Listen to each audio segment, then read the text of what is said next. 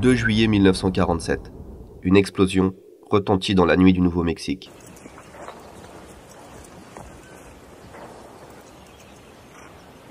Le lendemain, William McBrazel découvre sur son ranch les débris d'un objet inconnu éparpillé sur des centaines de mètres. Ainsi débute l'histoire de Roswell.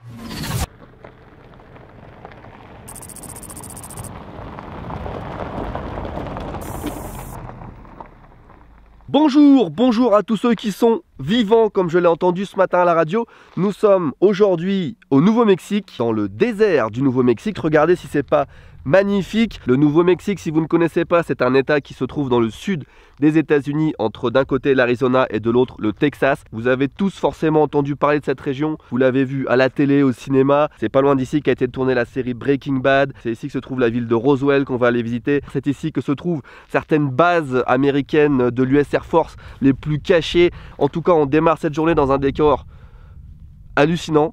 100 personnes, il y a le désert, il n'y a pas beaucoup de monde forcément. Alors on va évidemment aller voir la ville de Roswell et s'intéresser un petit peu à tout ce qui touche aux extraterrestres dans le coin. Mais avant ça, rappel des faits.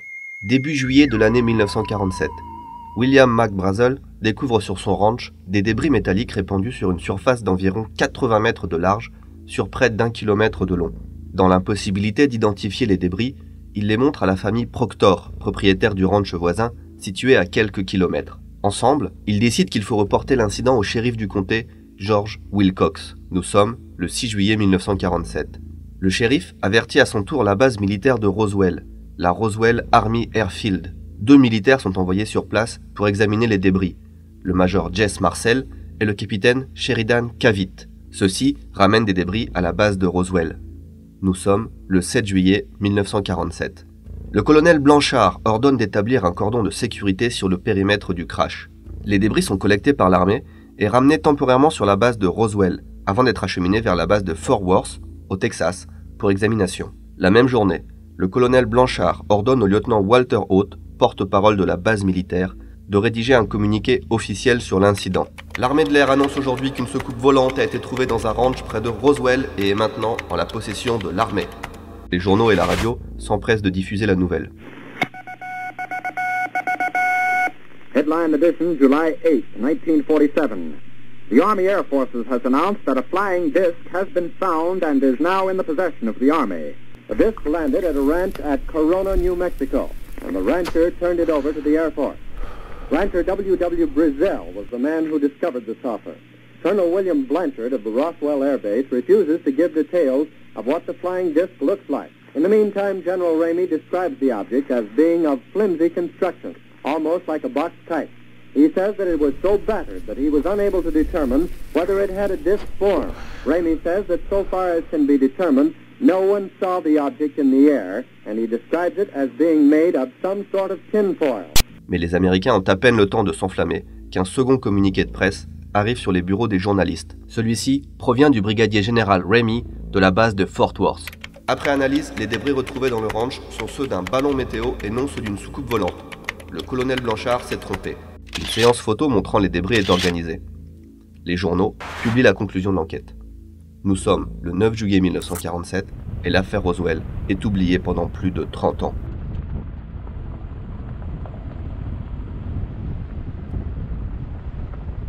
Bon, j'ai pas roulé 5 minutes que déjà je tombe sur une ferme abandonnée.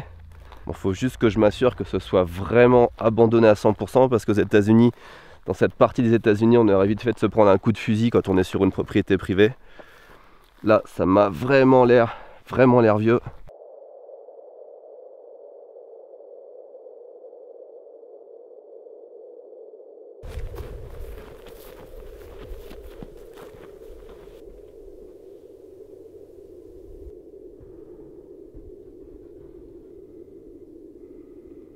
on vit quand même à une époque extraordinaire, hein. Hier j'étais au Japon, j'étais à Tokyo, et là 24 heures plus tard, je me retrouve dans un désert au Nouveau-Mexique à explorer une ferme abandonnée. Ne vous fiez pas au décor, on a beau être dans le désert, il y a des cactus et tout. Il fait genre 2 ou 3 degrés là seulement. Cette nuit quand je me suis réveillé, il faisait même moins 6 degrés, donc c'est vraiment très froid. Le bon côté c'est que j'ai pas à me soucier du coup des serpents, des scorpions et des bestioles comme ça.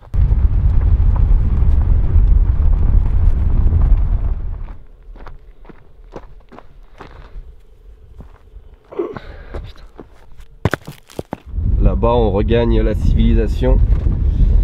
Il serait pas trop tôt parce que ça fait plus de 2 heures que je roule et que j'ai vu personne. Pas une seule personne en 2 heures.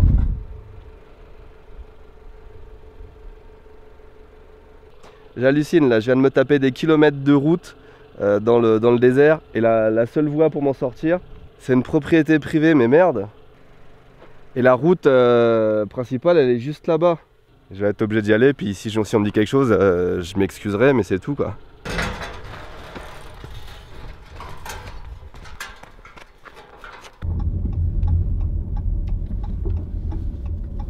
Yes, j'ai réussi à m'en sortir.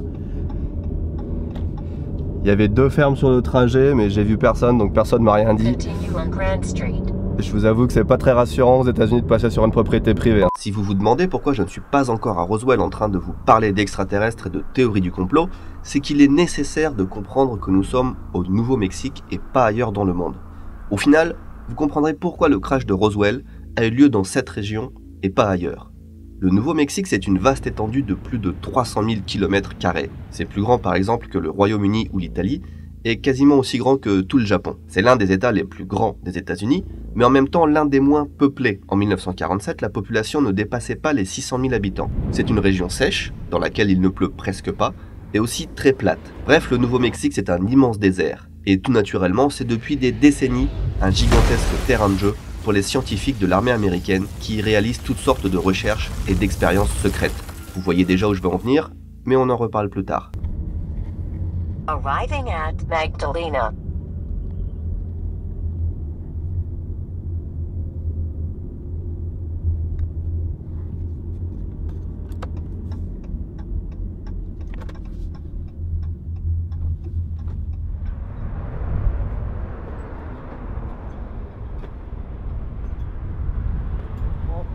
Je viens de m'arrêter dans un village.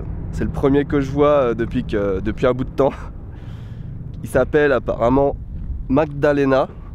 Et alors là, c'est plus un voyage aux États-Unis que je fais, c'est carrément un voyage dans le temps. Regardez la gueule des maisons, des magasins. On n'est plus au 21e siècle, on est d'accord. Tout a l'air à moitié abandonné en plus. Putain, tout est tellement cliché avec les drapeaux américains devant la porte, les pick-up, les saloons. Il y a même un Marshall Office. On est dans un western en fait. Ce village figé dans le temps est l'occasion parfaite de vous parler de l'année 1947 et de la vie au Nouveau-Mexique à cette époque. En effet, à ce stade du récit, que vous soyez sceptique ou convaincu que les extraterrestres ont visité Roswell en 1947, vous devriez déjà vous poser plusieurs questions. La première, comment peut-on confondre un vaisseau spatial avec un ballon météo? Ensuite, pourquoi cette affaire n'a pas fait plus de bruit à l'époque? Et aussi, comment les gens ont-ils accepté aussi facilement le changement de discours de l'armée qui transforme un vaisseau extraterrestre en ballon météo en quelques heures? Voici quelques explications. En 1947, au Nouveau-Mexique, on n'avait pas la télé. Peu de personnes avaient le téléphone, et on s'informait par le biais de 2 journaux et de 2 stations de radio locales. Inutile de vous dire que l'information ne circulait pas à la même vitesse qu'aujourd'hui. Mais surtout, à l'époque, on croyait ce que nous disaient les autorités. On avait confiance en son gouvernement. Ça peut paraître difficile à croire aujourd'hui, mais ce n'est que durant les années 60, durant la guerre du Vietnam, que les Américains ont commencé à douter en leurs responsables. Bref, 1947 était une époque sans trop de sensationnalisme, durant laquelle les gens étaient moins informés, avant la mode des théories du complot, et où l'on croyait ce qui était publié dans les journaux. On va revenir sur l'année 1947 très vite, car vous allez voir, c'est vraiment l'année idéale pour voir la naissance de l'affaire Roswell. On est à peut-être encore 5 ou 6 km de distance de là où je veux aller, et déjà ça a l'air ouf. Je vous montre pas tout de suite parce que ce serait un peu gâché, mais c'est très excitant. On se rapproche, oh, putain on se croirait vraiment dans un film. On se croirait dans un film de science-fiction, c'est ouf. Bon. Je vous rappelle qu'on est dans le désert du Nouveau-Mexique. Cet endroit figurera sur la carte ici Japon, bien évidemment. Attention.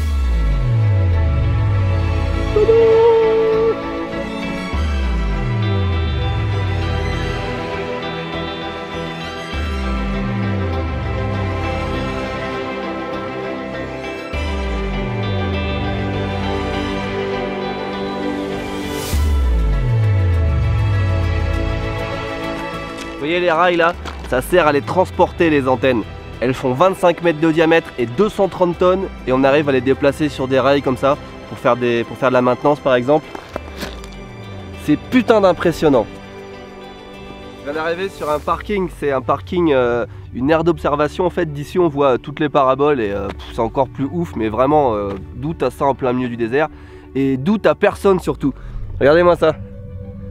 Il n'y a pas une personne, je suis tout seul. Comment ça se fait qu'il n'y a pas des milliers de personnes, des milliers de passionnés d'astronomie de partout dans le monde qui viennent ici pour voir ce spectacle? Franchement, c'est...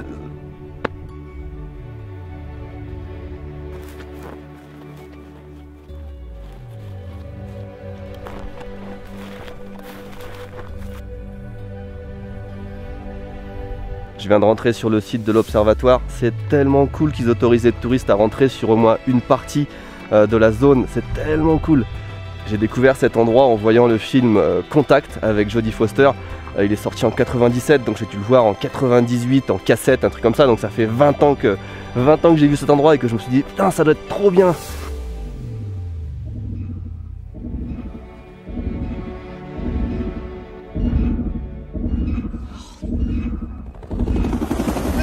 Detection of an unidentified radio source from deep space can neither be confirmed nor denied. Whatever it is, it ain't local. Et du coup de me retrouver là, c'est tellement bien et on est vraiment proche. Là où je me trouve actuellement, ça s'appelle le Very Large Array, VLA. C'est un ensemble de 27 antennes radio et elles sont toutes connectées entre elles. Alors imaginez qu'une antenne fait 25 mètres de large et une fois qu'elles sont toutes connectées entre elles, elles regardent toutes au même endroit, au même moment. C'est comme s'il y avait une immense antenne qui faisait plusieurs centaines de mètres de large, qui regardait vers l'espace, qui envoyait des ondes radio vers l'espace. Et du coup depuis cet endroit on peut voir des trucs mais alors hallucinants, les galaxies lointaines, des trous noirs, tout ce que vous voulez, des étoiles, des planètes même. La plupart des éléments de l'univers qui sont pas visibles avec un télescope classique, puisque on peut pas voir quand il y a un nuage d'étoiles par exemple, on peut pas voir derrière parce qu'il y a trop de lumière ou parce que voilà il y a des particules. Alors que les ondes radio il n'y a pas vraiment de limite, on peut les envoyer au fin fond de l'univers à des millions d'années-lumière, des milliards d'années-lumière, et ça permet de voir énormément plus de choses qu'avec un télescope classique. On a tous vu des espèces de photos, des imageries qui ont été générées grâce à ces antennes. On a tous entendu parler de missions spatiales avec des satellites qui étaient envoyés au fin fond du système solaire et qui communiquaient jusqu'à la Terre. C'était grâce à ces antennes parfois. Elles ont même été utilisées à certains moments pour rechercher la vie extraterrestre dans d'autres galaxies en cherchant des fréquences radio un peu à droite à gauche. Même s'il est extrêmement difficile de rechercher la vie dans un univers aussi vaste, qui plus est de la vie intelligente, avouez que statistiquement, il y a très peu de chances pour qu'on soit seul dans l'univers. Aujourd'hui, on sait que la Voie lactée comprend au minimum 100 milliards de planètes. Et là, on parle juste de la Voie lactée, de notre galaxie. Le nombre de galaxies étant lui estimé aujourd'hui à environ 2000 milliards, ça voudrait dire, en gros, qu'on peut espérer trouver 200 000 milliards de planètes dans l'univers. Imaginez que même si seulement une planète sur 1 milliard recueille les conditions nécessaires à la formation de la vie, ça voudrait dire que 200 000 milliards d'entre elles sont potentiellement habitées. Évidemment, ça n'est pas aussi simple que ça, mais c'est pour dire que penser que l'on n'est pas seul dans l'univers est loin d'être stupide. J'étais en train de rouler vers Roswell, mine de rien il y a presque 300 km, pas loin de 4 heures de route depuis le site des antennes radio. Et qu'est-ce que je vois? Je vois sur la droite, à 5 miles d'ici, 7-8 km, un silo de missiles indiqué par un panneau. Et regardez ce qu'il y a marqué là, Trinity Site. Et si vous ne savez pas ce que c'est que le Trinity Site, c'est là que la première bombe nucléaire de l'histoire a été déclenchée. C'était les tests de la bombe nucléaire avant de les balancer sur le Japon. Et ce site, je pensais pas qu'il était accessible au public. Normalement, c'est sur il y a énormément de bases militaires et normalement, ce site d'essai, c'est sur une base militaire. Je savais pas que c'était dans le coin, donc c'est une bonne surprise. On va tourner à droite, on va voir ce qu'il y a.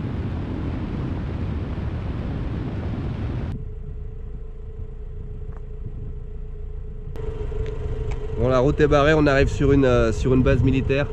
Il y a des installations militaires un peu partout dans la montagne. À perte de vue, on voit des espèces de télescopes. Bon, apparemment, c'est des points de lancement pour des missiles nucléaires. On arrive à ce qui est pour moi la clé dans le dossier Roswell. La forte présence de l'armée au Nouveau-Mexique. Nous venons de voir que c'est près de Roswell qu'a été testée la première bombe atomique.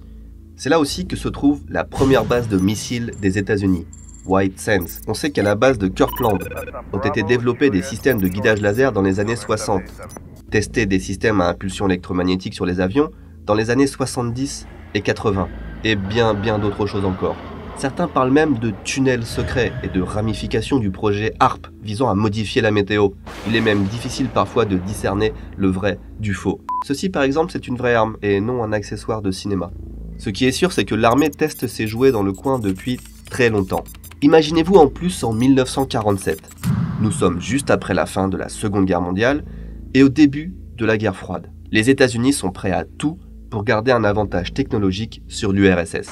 Et le Nouveau-Mexique compte des dizaines de bases de l'armée, dont 8 bases majeures de l'Air Force. On imagine le nombre de tests, essais, expériences menés près de Roswell cette année. À ce moment, vous êtes peut-être convaincu que le crash de Roswell est en fait un ratage de l'armée. Et je vous avoue que c'est aussi ce que je me disais avant d'arriver à Roswell et de rencontrer Denis Balthaser, un ufologue qui va apporter pas mal de nuances à ce discours. Je viens d'arriver dans mon hôtel, c'est un hôtel Super 8, c'est une chaîne d'hôtels classique, rien à voir malheureusement avec le film Super 8 de J.J. Abrams. Si vous ne connaissez pas d'ailleurs, excellent film que je vous conseille, c'est dans la même vibe que Stranger Things. And action! Guys, watch out! Run! Go, go!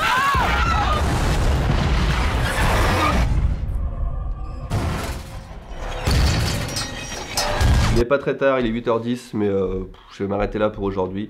Je vais juste recharger les batteries, enfin les batteries de la caméra, mes batteries aussi, mais les batteries de la caméra. Et puis je vais manger au Taco Bell, il y a un Taco Bell juste à côté, on va pas se faire chier, on va aller au Taco Bell. Ça passe le Taco Bell. Bah demain. Avant de rencontrer Denis Balthaser, il faut que je vous en dise plus sur l'affaire Roswell. Le 9 juillet 1947, suite au communiqué du brigadier général Ramey, plus personne ne parle d'extraterrestres. Ce n'est qu'en 1978, soit 31 ans plus tard, que des témoignages recueillis par les ufologues sèment le trouble. Car en effet, tout repose sur des témoignages. Celui de Jess Marcel d'abord, l'un des 2 premiers militaires envoyés sur le lieu des débris, qui affirme que ces débris étaient d'origine inconnue, faits de métal d'une résistance extraordinaire. Il affirmera aussi que les débris de ballons météo avec lesquels il pose sur les photos ne sont pas ceux qu'il a ramenés au brigadier général Ramey. Cette seconde affirmation en tout cas est crédible puisque nous le verrons plus tard, l'armée reconnaîtra que ce n'est pas un ballon météo qui a été récupéré dans le ranch de Brazel. À cela s'ajoute le témoignage de son fils, Jess Marcel Jr. Le major Marcel était tellement excité par cette découverte qu'avant de revenir à la base avec les débris collectés, il s'est arrêté chez lui à 2 h du matin pour réveiller sa famille et leur montrer le fameux métal. Jess Marcel Jr. confirme que le métal qu'il a eu entre les mains ne correspond pas à ce que l'on voit sur les photos officielles. Là encore, ce témoignage est plausible puisque l'armée changera sa version plus tard. À ceci s'ajoutent des dizaines d'autres témoignages recueillis par les ufologues qui ont multiplié les livres sur le sujet. Le plus troublant d'entre eux vient de Glenn Dennis. Le 8 juillet 1947, âgé de 22 ans, il était employé des pompes funèbres au Ballard Funeral Home à Roswell. Ce jour-là, il reçoit en l'espace de 45 minutes 2 coups de téléphone étranges venant de l'officier de la morgue de la base militaire de Roswell. Celui-ci lui demande d'abord la taille des plus petits cercueils hermétiques dont il dispose. Puis, lors du second appel, pose des questions sur le processus de conservation de corps restés plusieurs jours dans le désert et l'effet que les produits utilisés peuvent avoir sur les tissus, le sang, la composition chimique du corps, etc. Glenn Dennis raconte également qu'il s'est rendu plus tard à la base, qu'il y a vu les débris métalliques et surtout croisé une infirmière qu'il connaissait bien. Celle-ci l'a mise en garde de partir au plus vite avant de s'attirer des ennuis. Le lendemain matin, il se rencontre à nouveau et l'infirmière lui décrit qu'elle avait assisté à une autopsie et devait prendre des notes. Une expérience horrible selon elle. Elle lui décrit même les corps. Petits, gris, avec une grosse tête, de gros yeux et seulement 4 doigts à chaque main. Quelques jours plus tard, l'infirmière disparaît.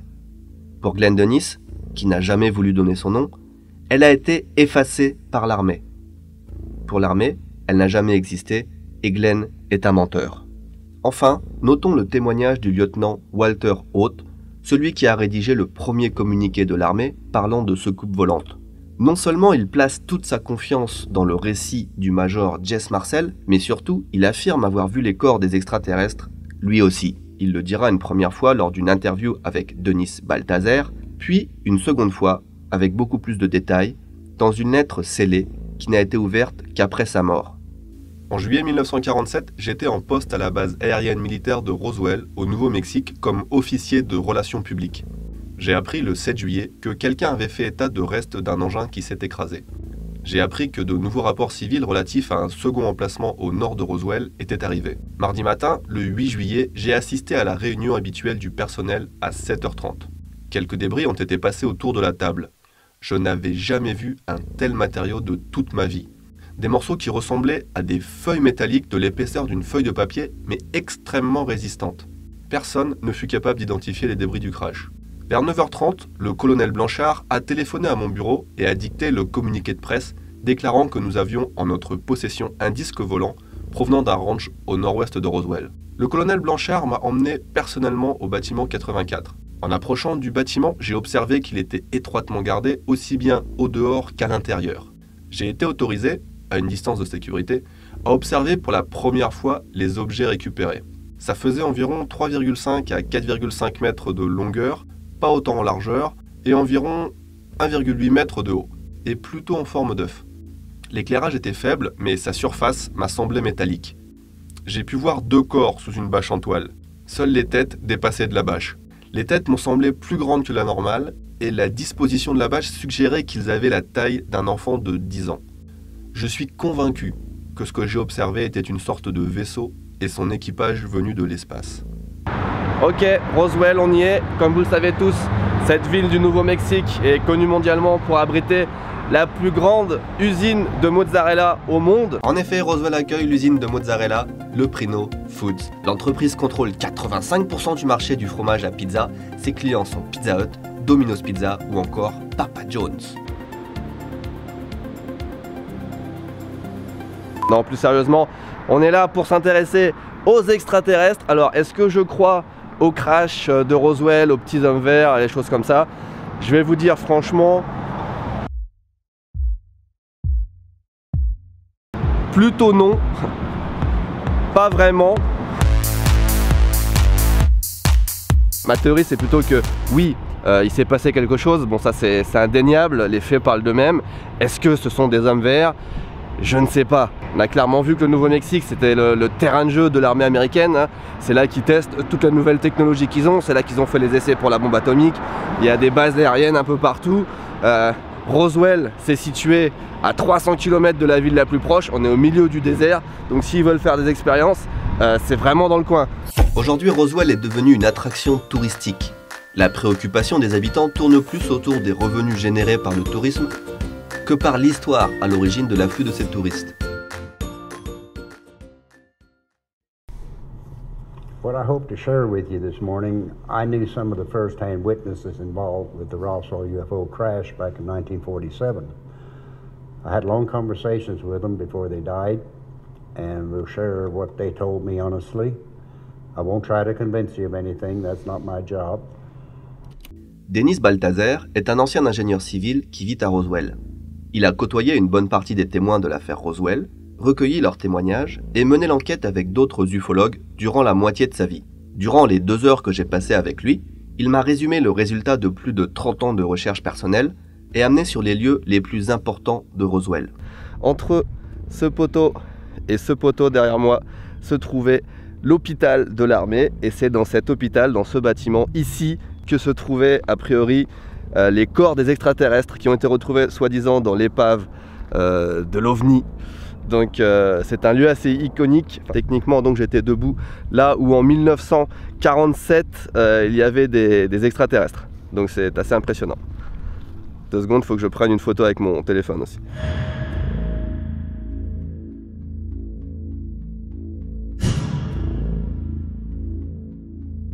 Et si on regarde derrière moi, c'est une des pièces maîtresses de l'affaire Roswell. C'est un des derniers bâtiments qui est encore debout.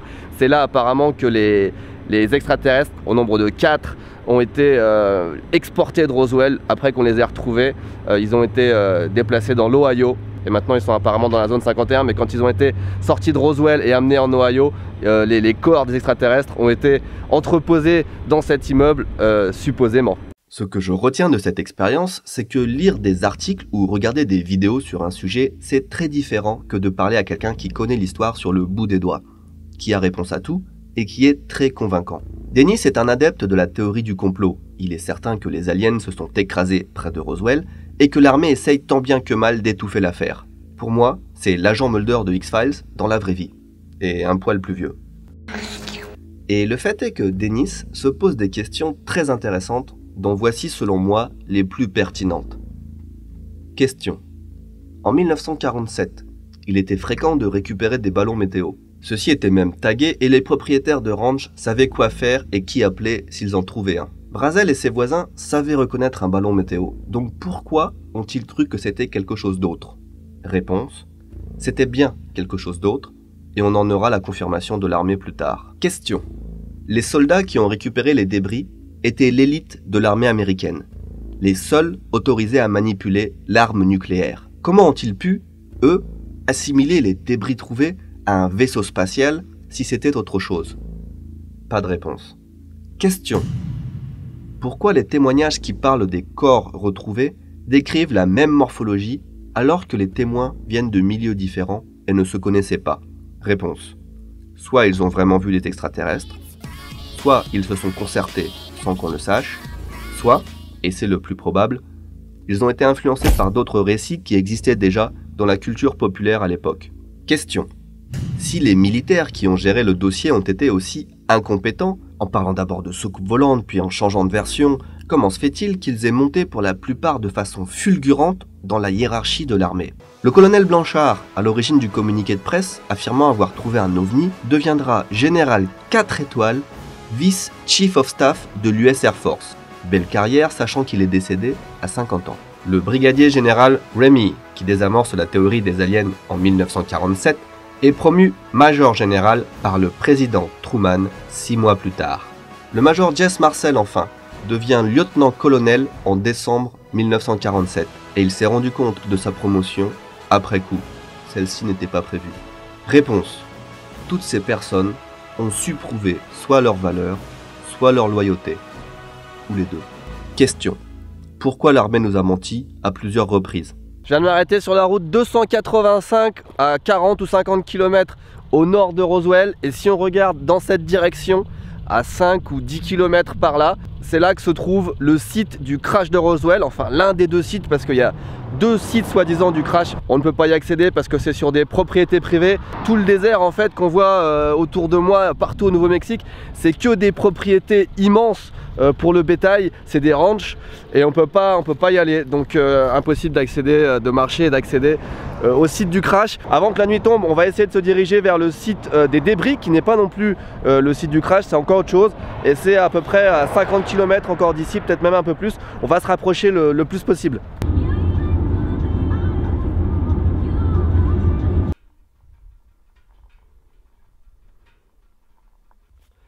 Et c'est ici que notre périple s'arrête. Comme vous le voyez, je ne suis pas arrivé avant le coucher du soleil. Derrière moi, à quelques kilomètres, se trouve le site des débris, le fameux site où tout a commencé, où l'affaire de Roswell a commencé. On est à peu près à 150 km au nord-ouest de Roswell et à quelques kilomètres au sud de la petite ville du village de Corona. Alors derrière moi, une fois encore, c'est une propriété privée. On ne peut pas rentrer, on ne peut pas accéder aux débris. Je sais qu'il y a quelques mois, les propriétaires du terrain ont ouvert une fois les portes aux touristes pour marquer le coup. J'étais pas au courant de l'occasion, sinon je pense que j'aurais pris un billet d'avion depuis le Japon exprès. Mais voilà, c'est l'endroit le plus proche auquel on peut accéder. Je pense qu'on aura vu aujourd'hui les gros sites qui ont marqué l'histoire de Roswell. Je suis extrêmement content d'avoir pu découvrir ça avec vous.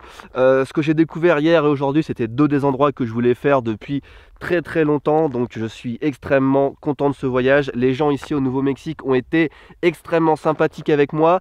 Et le voyage n'est pas fini parce que je suis là encore pour 3 jours, donc prochaine vidéo, autre chose. Vous le savez, il y a encore énormément de choses à voir au Nouveau-Mexique. Cet endroit des États-Unis est absolument formidable. Je m'arrête là parce que cette conclusion est déjà trop longue. Merci à tous d'avoir regardé cette vidéo jusqu'ici. Il est maintenant temps pour moi de vous présenter mes conclusions. Mais avant ça, il faut quand même que je vous parle de la conclusion officielle de l'affaire Roswell, parce que oui, il y a une conclusion officielle qui émane de l'armée américaine, de l'US Air Force. J'ai nommé le projet Mogul. Dans les années 90, l'armée américaine a publié 2 rapports officiels expliquant que l'origine du crash de Roswell n'était en fait pas un ballon météo, comme il l'avait dit au départ, mais le fait d'un ballon du projet Mogul. Le projet Mogul, c'est un projet qui s'est déroulé entre fin juin et début juillet 1947, dont le but était d'envoyer de très gros ballons en haute altitude pour espionner la Russie à l'aide de matériel d'écoute. Ce que les Américains cherchaient à savoir, c'est si les Russes étaient en train de développer la bombe atomique ou pas, s'ils étaient en train de faire des essais nucléaires ou pas. Et en envoyant des ballons très haut, les Américains étaient censés pouvoir écouter ce qui se passait jusqu'en Russie, entendre s'il y avait des détonations nucléaires. C'est un projet qui a rapidement été abandonné par la suite au profit de nouvelles technologies pour détecter l'activité sismique, ce qu'on utilise encore aujourd'hui. Mais voilà, l'explication qui a été donnée, c'est que l'un de ces gros ballons du projet Mogul s'est écrasé début juillet dans le ranch de Brazel. Alors c'est l'explication parfaite, puisque ça explique tous les témoignages qui ont dit que les débris qu'on a retrouvés n'étaient pas ceux d'un ballon météo, puisque ça n'était pas ceux d'un ballon météo. Et ça explique aussi que l'armée ait dû mentir pour cacher les activités, puisque le projet Mogul, pendant la guerre froide, était un projet classé top secret. Alors évidemment, ça n'explique pas tout, ça n'explique pas de nombreux témoignages, notamment ceux qui parlent des corps qu'on a vus. L'armée explique ça en disant qu'ils faisaient aussi à cette période des tests en lâchant des crash test dummies, les espèces de mannequins qui absorbent les chocs pour tester un petit peu ce qui se passe quand on se prend des gros trucs dans la gueule. Et ils ont dit qu'ils lançaient ce genre de mannequins depuis haute altitude pour voir l'impact que ça avait sur le corps. C'est une explication qui ne convainc pas la majorité des ufologues, puisque ces mannequins étaient utilisés dans l'armée à partir de 1953 seulement, soit 6 ans après l'incident de Roswell. Mais l'armée explique ça par le fait que, et ça paraît logique encore une fois, tous les témoignages datent de plus de 30 ans après les événements, et la mémoire des gens, surtout que ce sont des personnes âgées qui ont témoigné, peut amener à confondre des éléments qui se sont passés en 1947 et plus tard dans les années 50, pourquoi pas. Pour certains qui ont mené l'enquête, il y a aussi d'autres choses qui ne collent pas vis-à-vis du projet Mogul, à savoir que le ballon qu'ils ont envoyé, soi-disant le ballon numéro 4 selon l'armée, avait été annulé tout simplement, et en plus, même s'il n'avait pas été annulé, il était programmé pour le 4 juin. Et ce sont des ballons qui sont censés voler juste quelques heures, 1 ou 2 journées, peut-être pas plus. Alors les retrouver 1 mois après dans un ranch, ça fait long, ça fait un très gros laps de temps pour un ballon comme ça. Alors peut-être qu'il s'agissait d'un autre ballon, le ballon numéro 9 par exemple, qui était envoyé début juillet, n'a jamais été retrouvé par l'armée non plus. Peut-être qu'ils ont fait une erreur dans les chiffres, laissons-leur le bénéfice du doute. En tout cas, le projet Mogul, c'est un petit peu le projet qui vient conclure cette affaire. C'est assez convaincant, on a envie d'y croire, et effectivement, beaucoup de gens y croient. Gardez à l'esprit que je vous ai montré juste les éléments et les témoignages qui me paraissaient les plus importants, mais il y a beaucoup d'autres choses qui viennent s'ajouter au dossier. On pourrait avoir des piles et des piles comme ça d'informations qui s'entassent. Je crois que les enquêteurs ont interrogé comme 350 témoins, ce qui est énorme, dont certains témoins qui étaient éloignés de l'affaire. Tous les témoignages, évidemment, ne vont pas exactement dans le même sens. C'est très difficile de démêler le vrai du faux. C'est difficile aussi de s'imaginer qu'il y ait autant de mensonges ou de faits qui sont rapportés de façon un petit peu aléatoire. On ne sait pas ce que les personnes ont à y gagner, puisque quand une personne témoigne, elle affirme qu'elle n'a pas reçu d'argent et que ça n'est pas bénéfique pour elle de témoigner, de dire qu'elle a vu par exemple des extraterrestres. Et on se dit d'ailleurs que avec son voisinage, ses collègues de travail, C'est plus forcément facile après, une fois qu'on dit qu'on a vu des extraterrestres, la vie peut être amenée à changer. Donc pourquoi autant de témoignages qui vont dans ce sens-là? Je peux me poser la question, on peut se poser la question. Alors qu'est-ce que je crois de tout ça? Alors déjà mon postulat de départ, sur ce genre d'affaires qui m'intéresse, je suis très sceptique. On ne peut pas dire que je crois qu'il y ait des extraterrestres qui viennent nous voir, tout comme je ne crois pas par exemple aux fantômes ou aux autres activités paranormales. J'applique un petit peu le même raisonnement à tout ce qui touche aux extraterrestres, au paranormal, voire même à la religion, à savoir que a priori pour moi c'est pas la meilleure explication. Je ne ferme pas la porte, je ne dis pas que c'est impossible, je ne dis pas que ça n'existe pas, mais à mon avis il y a tellement d'autres explications qui peuvent expliquer un phénomène, un événement, une apparition ou n'importe quoi, que penser tout de suite aux extraterrestres, aux fantômes, à une intervention divine, pour moi c'est plus la solution de facilité. En général c'est qu'on n'a pas exploré toutes les autres pistes qui sont à côté. Et dans l'affaire Roswell évidemment les plus grands éléments à prendre en compte c'est la situation géographique et la situation temporelle, à savoir qu'on se trouve en 1947, après la Seconde Guerre mondiale et pendant le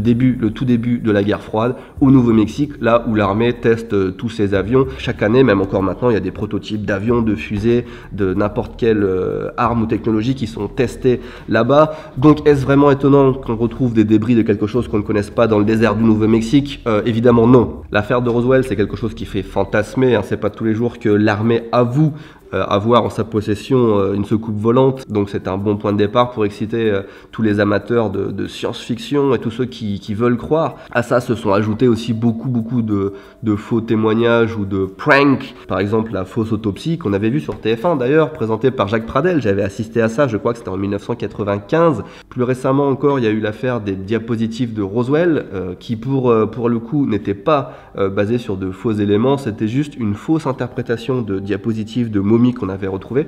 La chaîne d'hygiène mentale en parle très bien dans une vidéo que je vais vous mettre en lien dans la description si j'y pense. Cette vidéo sur les diapositives, je vous la conseille vraiment parce que ça montre à quel point partir du principe qu'on veut croire en quelque chose, ça biaise la façon dont on interprète les éléments d'une enquête. Et la conclusion, c'est qu'il faut toujours avoir une approche sceptique quand on se pose des questions sur ce genre de choses, à savoir se demander qu'est-ce qui est l'explication la plus simple et la plus logique avant de se dire des extraterrestres sont parmi nous. Alors c'est la position sur laquelle j'étais avant d'aller à Roswell, la position sceptique, et je vous avoue que ça n'a pas vraiment changé, même si au fur et à mesure des témoignages que j'ai découverts, évidemment il y a beaucoup de choses qui m'ont paru étranges, mais il faut garder à l'esprit qu'il n'y a aucune preuve matérielle, tout repose sur des témoignages, ce qui est très fin quand même, surtout quand on sait que les témoignages arrivent très longtemps après les faits, qu'ils sont faits par des personnes âgées ou par des personnes qui étaient à l'époque des enfants.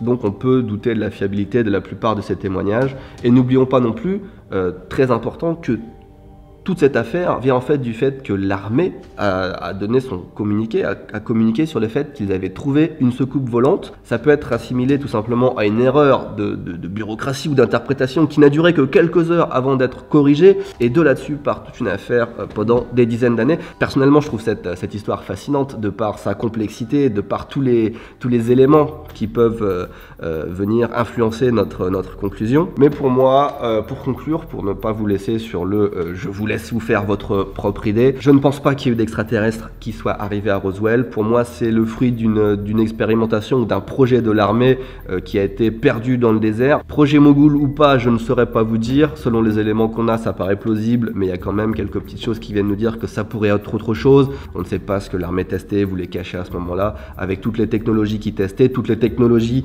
même de l'armée allemande, hein, des nazis qu'ils avaient récupérées à cette époque. Ils devaient faire beaucoup de tests dont peut-être ils n'étaient pas fiers, on ne sait pas. En tout cas, ce qui est quasiment sûr pour moi, c'est que ce qu'on a vu à Roswell, c'est un crash qui vient d'un projet ou d'une expérimentation de l'armée, et qu'ils ont essayé de cacher ça de façon très maladroite. Ou très à droite d'ailleurs, puisqu'on ne sait toujours pas avec certitude ce que c'était. Merci d'avoir suivi cette vidéo. Pour le coup, c'est une vidéo totalement différente de ce que je fais d'habitude, donc n'hésitez pas à vous manifester dans les commentaires pour vous dire ce que vous en avez pensé. Si vous avez aimé, n'hésitez pas à partager sur les réseaux sociaux, et si vous voulez que j'aborde d'autres sujets, d'autres points dans le même style, le monstre du Loch Ness par exemple, n'hésitez pas à me le dire. En attendant, je vous fais des bisous et je vous dis à très bientôt.